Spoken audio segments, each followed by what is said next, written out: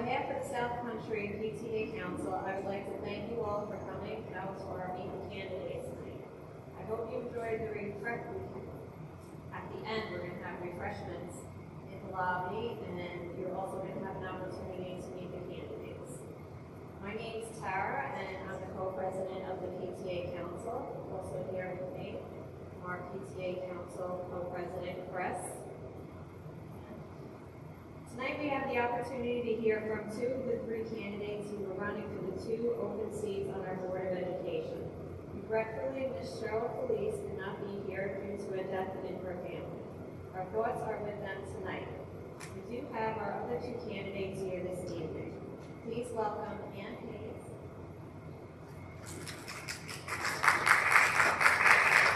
and Donna Ingrassi.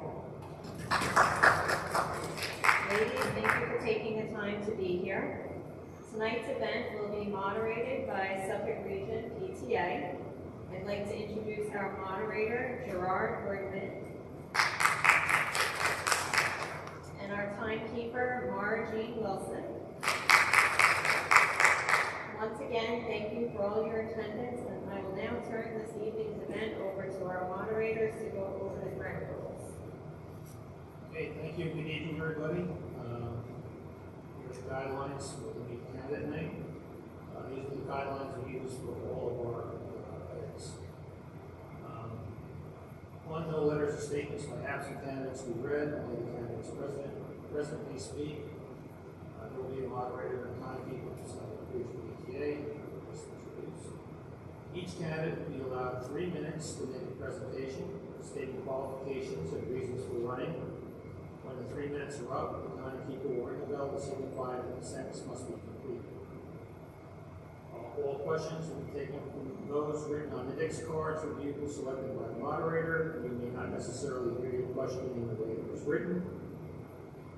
That's only if we get multiple cards for asking us the same question, and we'll just combine them. All questions submitted must be directed at all candidates. No personal attacks on candidates will be tolerated. Each candidate will be given the opportunity to answer each question in 1 minute. When the minute is up, the timekeeper will ring a bell indicating the candidate must finish the sentence. No rebuttals are allowed during the question and answer period. They do reserve the right to rebut when they have their closing statements if they so desire. Each candidate will be allowed 2 minutes to make a closing statement after the last question has been answered, and at this time, candidates can propose. The length of the program will be determined by the moderator prior to the beginning of the evening. The moderator will decide the length of the program based on the number of community members present and the virtual number of questions submitted. Presentations will be in alphabetical order. Closing statements will be in reverse order. No litigation may be given out this meeting by the candidate or the candidate's supporters, and the moderator reserves the right to end the program at any time necessary. Going back to the length of the program, basically, normally we have numerous candidates. I think last year you had 10 candidates here. With only 2 candidates and 1 minute for each question. It's going to go rather quickly, so we'll just run through the questions. Right now I have 4 or 5 questions that were submitted by the audience. I have another 6 or 7 backup questions that we can use.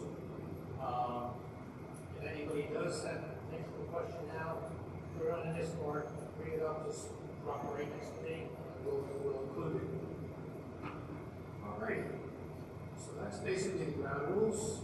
And we'll start now with opening statements. We have 3 minutes, and we'll start alphabetically. So, Ms. Hayes, you can go first. Good evening. Thank you for hosting this event, and thank you for letting me introduce myself to you. My name is Ann Hayes. I'm running for re-election to the South Country Central School District School Board. I've served since 2019.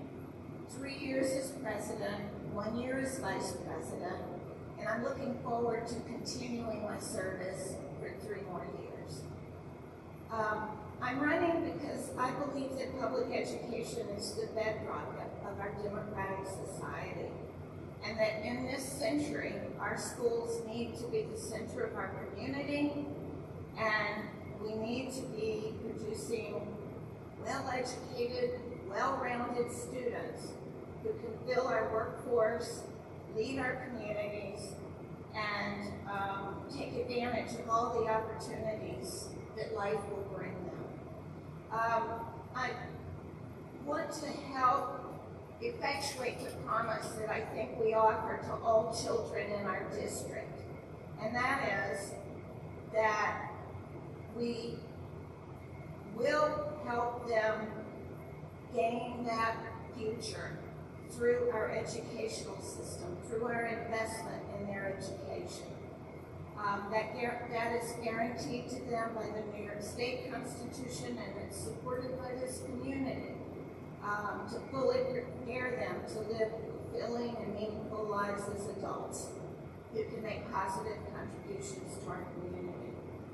When I ran for school board 4 years ago, I had the same commitment to public education for all children that I do today. And at that time, I knew that we would be transitioning from a long-term superintendent to a new superintendent.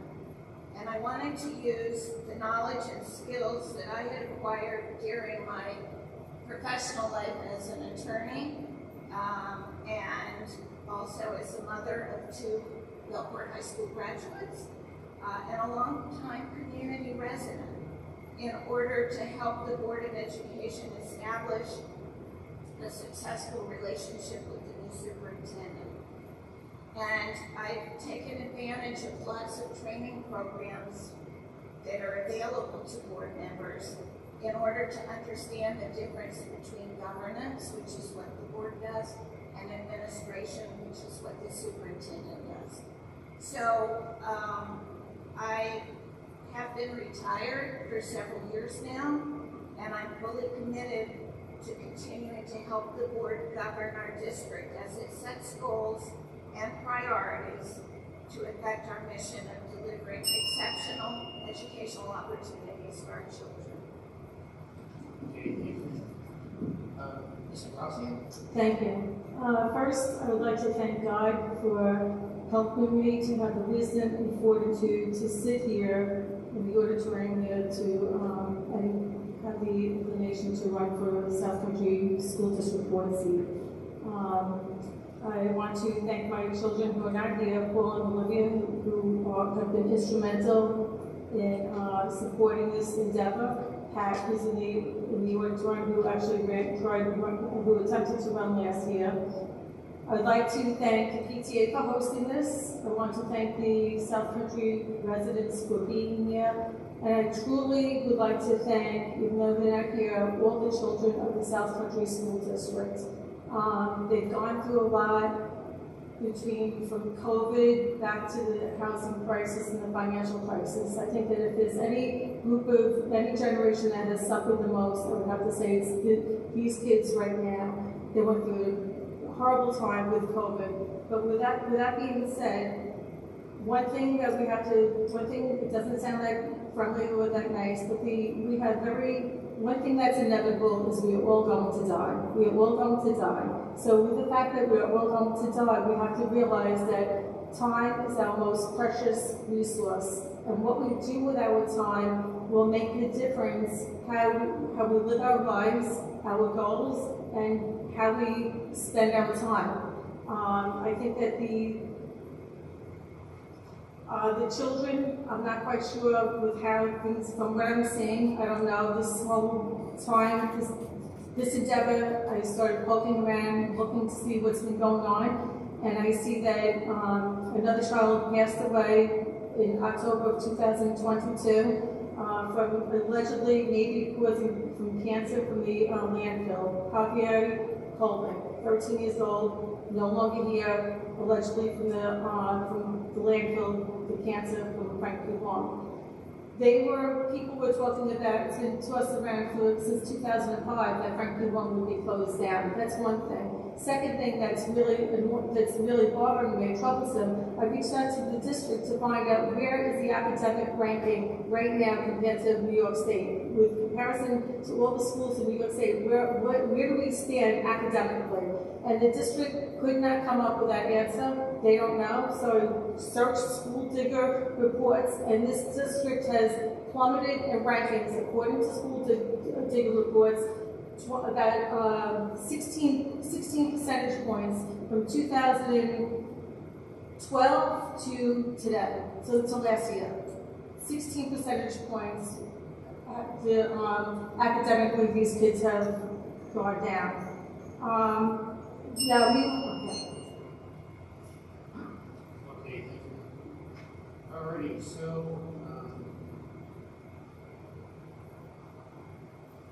first question will go to Ms. Hayes, and then we'll take basically the first on each question as we go down the line. Alright, so the first question is prefaced with our last New York State 3-8 math scores, passing rate for Black, Hispanic, and economically disadvantaged students was 11.1%.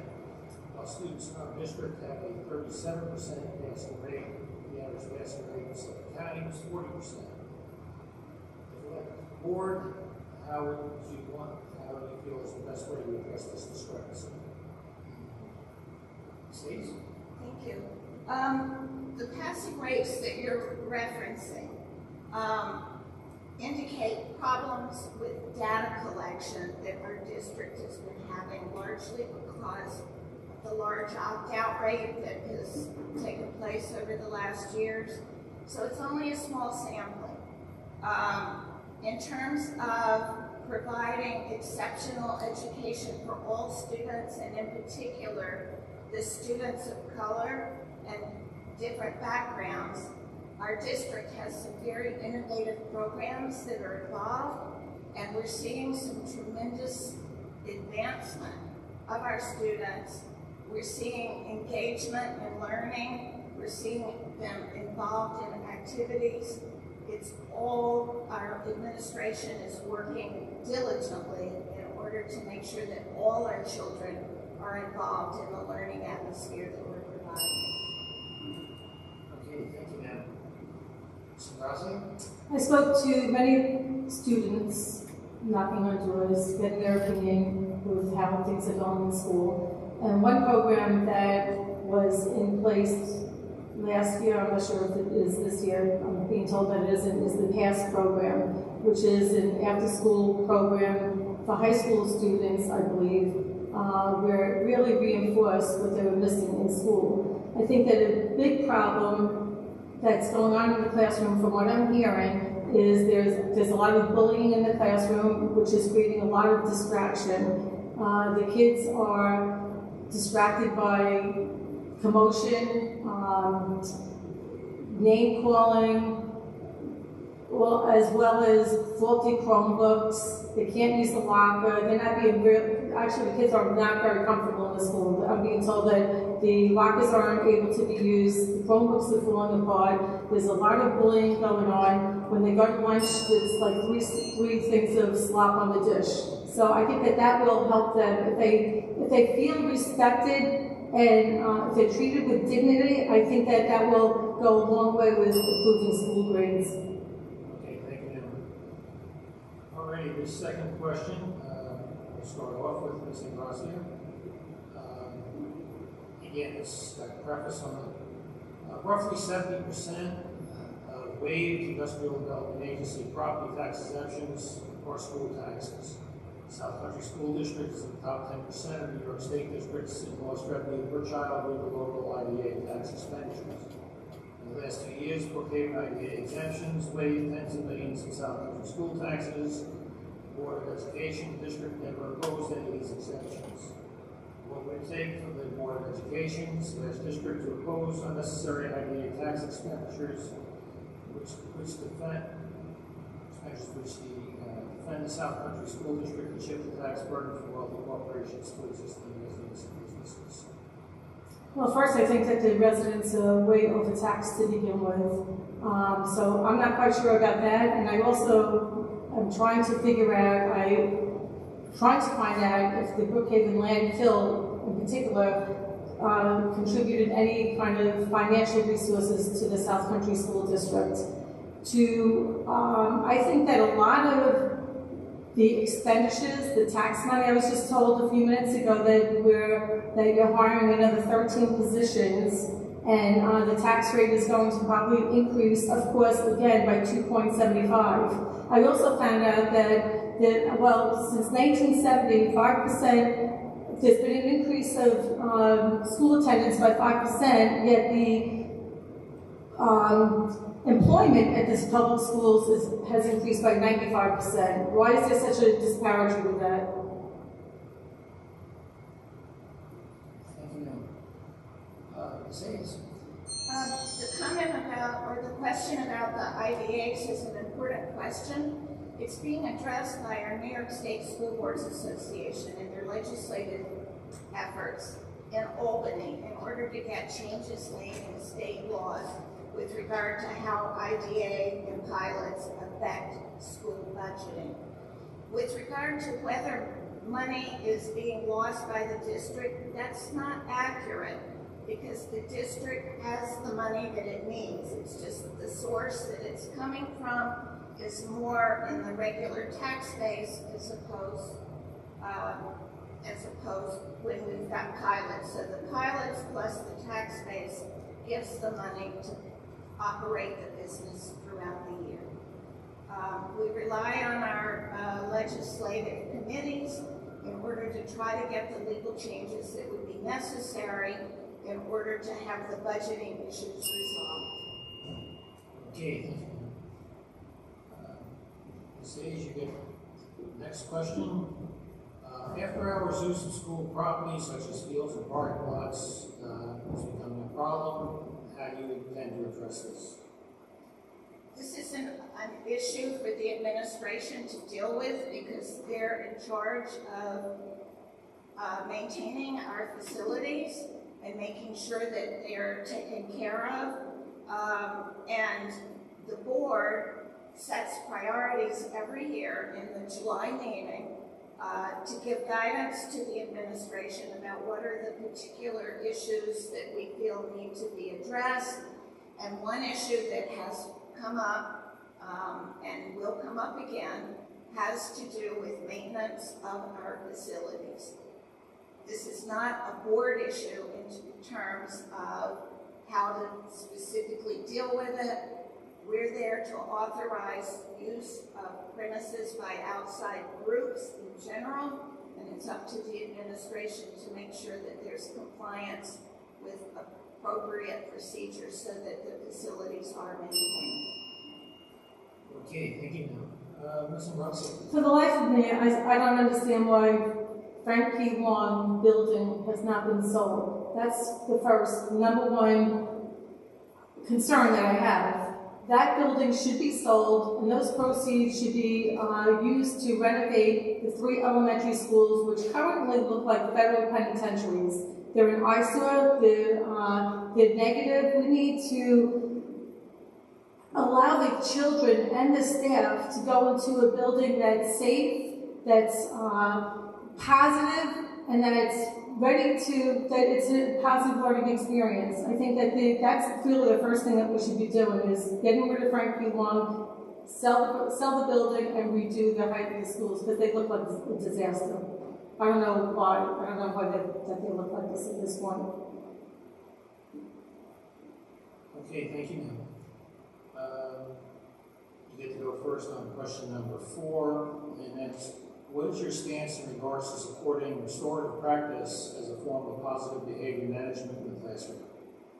Well, I'm glad that you asked that question because I truly believe that there's no better time to bring prayer back into the school. If we started in the morning thanking God for our school, our families, our teachers, also adding that please help me to be a better person, and please help me love my enemies, I think that'll go a long way. And I'm positive if it's going to be those who opted out compared to the ones that took part of the prayer, I'm sure that six years from now, your bullying problem will be almost next to nothing.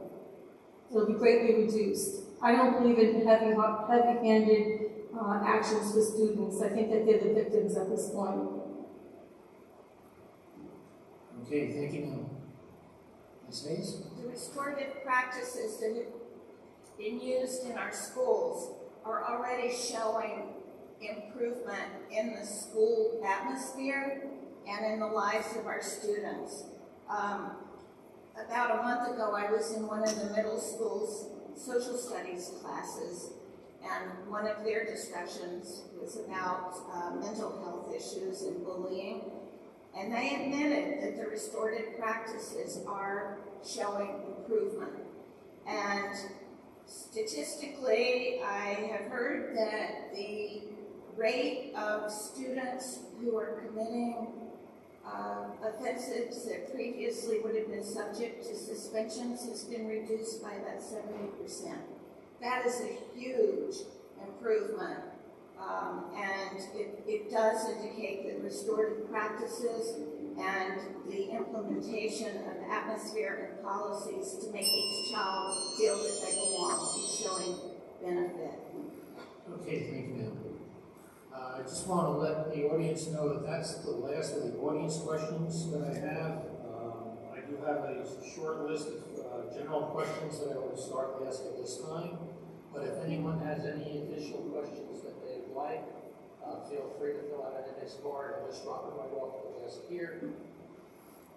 Alrighty, so going down to the default questions, and Ms. Hayes, you get to go first on this one. What experience do you have that would be beneficial to the school board? My 4 years, particularly as an officer of the board, is beneficial.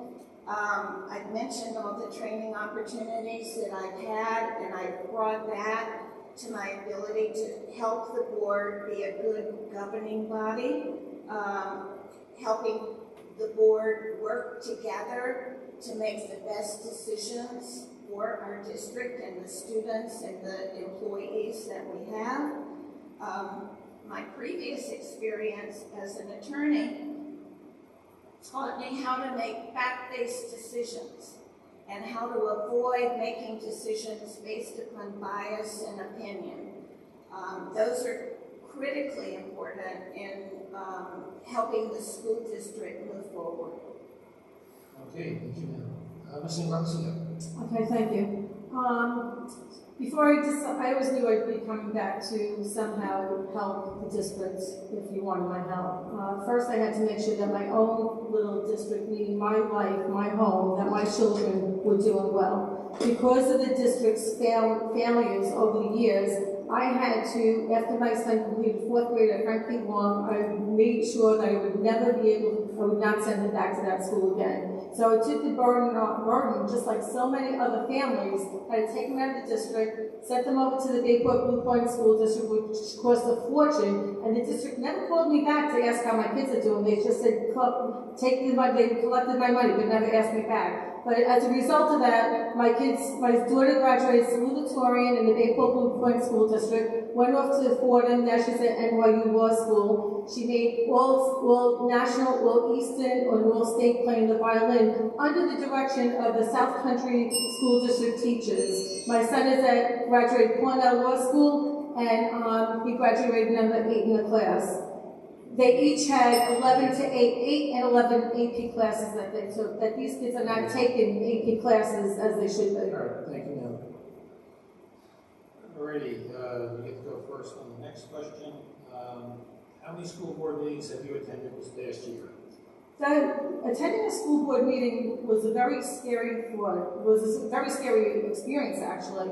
And I believe that the school board meetings should be held in local elementary schools where they're more welcoming. When I went in there, I was more nervous then than I am right now sitting on the stage. Nobody gives you eye contact. They look at you like they're angry that you're even showing up. And one of the meetings that I plan to attend again, and a second time, and somehow they just, turn the meeting from in person back to Zoom. So it was not I think that the board meetings need to be more friendly, while we're welcoming, maybe children should showcase some of their work to attract the kids and the families at the board meetings. And they should not be held in the little office behind the administration office. It should be in the local local school, so all families would feel comfortable showing up. Okay, thank you, ma'am. Ms. Hayes? In the last 4 years of my service, I've attended every single one of the board meetings, as well as most of the advisory committees that I am serving on. And just to let the people who are listening know, a board meeting is the opportunity for the superintendent and the board to meet together in order to move the district forward. It's held in a public forum because under our state open meetings law, the residents are entitled to listen. It's not a meeting with the public, it's a meeting in public. Okay, thank you, ma'am. All right, and you get to go first on the next question. Please explain why you support or do not support this year's school budget. I absolutely support this year's budget. We have a new superintendent, a new business administrator. They have gone through the budget with a fine-tooth comb to find efficiencies and also to find ways to set the district up so that we're able to start doing some of the capital work that needs to be done. We've got a budget in place where it's actually less than last year's budget because of the efficiencies and the plans for the future. So I definitely support this budget. Okay, thank you, ma'am. Ms. Ankrasi? I am not in agreement to increase taxes and increase the budget by any means, especially because we really don't know what's going on with the money. It's always hard to see with where this account is, where is this $113 million because, you know, employment went down, school count went down, but yet the expenditures went up $13 million. $20 million was missing last year. There's really no accountability, no acknowledgement of where this money is going. We're just moving forward, asking for more money, and the school district is failing the kids, and the school district is failing the community, and I'm so sick of seeing, so far we have 500,000 New Yorkers fleeing New York because they can't afford the taxes anymore. We need to clamp down on spending. We need to get everything back under control. We can't sustain, this is not sustainable, especially the money is not even going to the kids, it's going to the employment. We are hiring another 13 people. Okay, thank you, ma'am. All right, and you get to go first on the next question. What are some of the implications of a no vote on this budget? If the budget fails, what are the implications? I think that we should go back. I heard reports of excess waste by hundreds of thousands of dollars. I really think, honestly, I would like to form a committee from the outside, community volunteers, to scrutinize the books, which probably won't happen, but we really need to know what's going on with the money, and if school admissions is lower, I still can't get the answer to that. I reached out to the district office to find out what enrollment is, and they still don't know. They still can't tell me. But we need to figure out how many kids are going to the school, what are we using our resources on, and where the fat is, because there is truly a lot of fat, and to continue to ask the taxpayers to increase the tax rate by 2.75 this year, 2% last year. The next year it's going to be another 3%. It has to stop. It's not sustainable. I'm not for it. Okay, thank you, ma'am. Ms. Hayes? The implications of voting against this budget could be devastating to the strides that are being made in this district with our kids. We've got some phenomenal programs that have been introduced. We need to keep doing what we're doing, and to take that money away from our kids could have a devastating impact. Money we're supporting. I'm sorry, what did you say? That's the same money we're. Ma'am, you can't interrupt. So if I could reclaim my time. Yes, ma'am. So the voting no on the budget is hurting the educational progress that we have taking place in our district. My vision of this district is not what I'm hearing from the other candidate, but rather one of potential and possibilities. And we're moving in the right direction, and we need to keep going. So I'm strongly in favor of this budget. Okay, thanks, ma'am. And you get to go first on the next question. What can we do as a community to keep our budget in line and to keep our taxes from getting out of control? We need to get rid of the current board. That's the first thing. We need to get. Let's go. Oh, okay, sorry. What can the community do? Right. Yes, ma'am.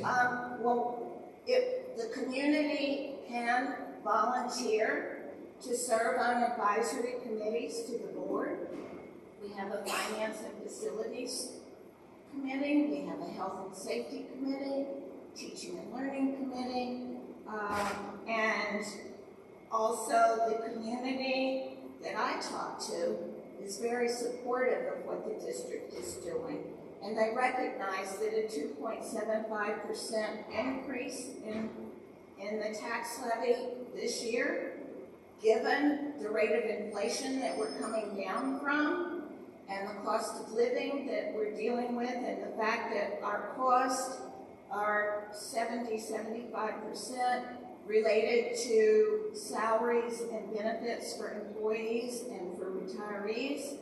And the other costs, some of them we don't have control over, like cost of transportation, but we are doing what we can. All right, thank you, ma'am.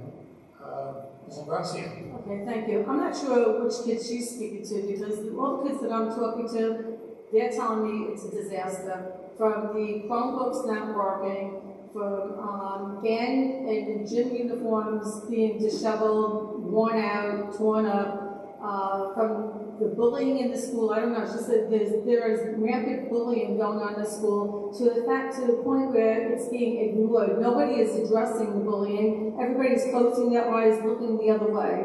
There are teachers gambling in the basement of the high schools. There are people that need emotional help. They need extra services that they're not receiving. And their 3 meals a day that they're getting is a bunch of slop on their dishes that they can't even eat. It's going to be spoiled milk, and I don't know, they can't identify what's going on the dishes.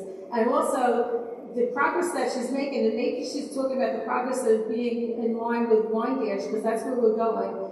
2012, the education rate, they were 23% better than most of the schools. Now we're down to 7%. So it's a huge drop. Thank you, ma'am. All right, and unless we get anything from the floor, this will probably be the last question. And you get to go first on this one. St. Gracia, what ideas do you have for creating solutions to our property tax problems? First solution I have, and this is a real radical one that, of course, the teachers union would never go along with this. The school is failing. We need to advocate for school choice, where families, you're burning the taxpayers' money. It's not going anywhere. The public deserves school choice, which nobody wants to give them that, where the tax dollars goes to the students, to the families. It will follow the students, and with that, that will eventually improve your school system, because competition is good for any business. So if you see that you're losing students, right now you're losing the students and you keep the money, so you don't really care what's going on with those students. They're leaving. The parents are forced to pay, astronomical rates for private school, homeschooling. But South Country School District is good because they're still collecting the money, they're still hiring people, and the school and the kids are still failing. This is not sustainable. Okay, thank you, ma'am. Ms. Hayes? I first have to say that the last statement there about more and more people going to private school is completely false. In fact, it's going the other way. The number of people going to private school is less now than it had been in the past. In terms of ideas for solutions to tax issues, clearly taxes are an issue for all of us. But working again with the New York State School Boards Association, and they're lobbying people in Albany, they're addressing the school formulas, the way that the taxes are raised, and there are going to have to be some changes made, but it's going to have to be in Albany. This is not a local issue. We can give our support through the organizations like the New York State School Boards Association, New York State Superintendents Association, the New York State Union of Teachers. That can help. Okay, thank you, ma'am. Last call for questions from the floor. Anybody? Okay, hearing none, seeing none, we'll go to the closing statements. And Ms. Ingrassi, you get to make the first closing statement. Thank you. I really think it's time to really start to fight for our community, and most importantly, fight for our kids. Our kids are part of this whole system that's created. The education department is really based on funneling money, collecting dues, and hiring more people so they can collect more dues. It's not benefiting the kids. The kids are the kids are suffering from it, as you can see from the results. And also, going to a school board meeting, I have to tell you, there is a question and answer forum when you do attend a school board meeting, and if you're lucky, you'll get the question answered, but nothing will be redone, nothing will be responded to. I saw a young lady last year ask, very sick, I felt so bad for the girl, can we please use our lockers? I mean, these kids are not getting educated, that's one thing. Second, they can't even use their lockers. Like, talk about bullying. I think that the bullying is really coming from the top and it's transcending down. And if they have problems with the kids, it's because they're feeling like they're squeezed in the box where they're being in such tight control. And it's counterproductive. I think that the kids need more freedom, more choice, and treated more with dignity. Okay, thank you, ma'am. Ms. Hayes, can you close it out? In summary, let me just tell you how optimistic I am about the direction that our school district is going now. It's plummeting. Excuse me? It's plummeting. Ma'am, please don't interrupt. Okay, Ms. Hayes, go ahead. My optimism is based on observations and actuality. We've got some wonderful programs available for our students. The AP program, AP Capstone program, Generation Citizen. We have the opportunity to award a seal of civic readiness on a diploma for students that qualify. And we had 95%, I believe it was 95% of last year's seniors qualified for the seal of civic readiness when they graduated last June. We have a thriving dual language program that started at Brookhaven Elementary and is being expanded into the upper grades.